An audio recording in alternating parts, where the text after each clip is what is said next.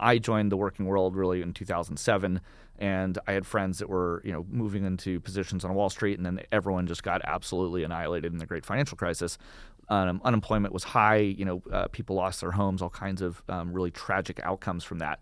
And I really believed like we were basically lied to, that our big institutions had failed, that they had all of this absurd greed, that the mechanisms for preventing disastrous outcomes were widely ignored and weren't implemented. And so it felt like the institutions that we had no agency in shaping or supporting, were colossally flawed. And so that's when I learned about Bitcoin, I was so fascinated by it because it adhered to these sort of hard money principles, and it also allowed regular people to sort of participate voluntarily. So to me, that was interesting because it was just a consensual thing. You want to use it, you can. If you think it's not a good idea, then don't use it, no problem.